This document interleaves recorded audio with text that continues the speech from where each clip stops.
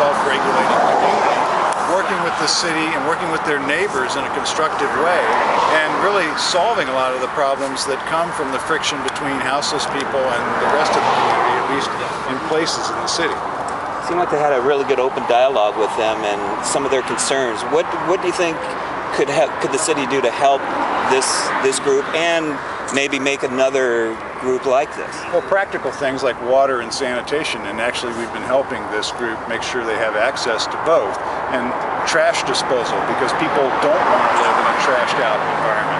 So those practical everyday things that the rest of us take for granted, that's part of what the city can do here.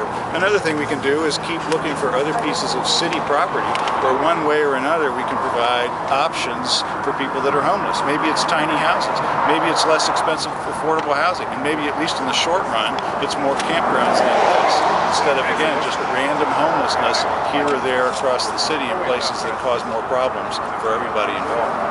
I don't know if you know this or not. What has been the policing of this area? Has there been any problems with this camp? Has there been any increase? It sounds like the neighbors, at least according to them, have been very accepting. Yeah, from what I've heard, we have less police problems here than we do in a typical other corner of the city.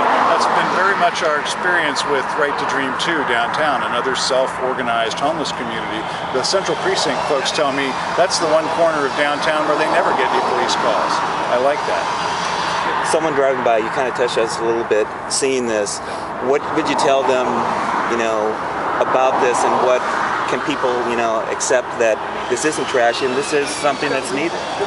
Yeah, I guess I would say do what I did today, which is look twice, talk to the people involved, get to know them, see if you can't work with them in partnership. And I give a lot of the neighbors here a lot of credit for that. The Overlook Neighborhood Association here in this part of the city, the Multnomah Neighborhood Association, where we just opened up the Sears Center as a women's shelter. You've got people reaching out and building some understanding between each other, saying yes in my backyard instead of not in my backyard. I'm proud of that.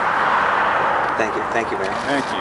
You've got a climate trip coming up. Yeah, I'm leaving on Wednesday. I'm going to Paris because Portland's a leader in climate change, and I got invited to go. So the mayor of Sao Paulo, Brazil, invites you to join the mayor of Paris and put pressure on world leaders to change how we live on the planet. That's an invitation.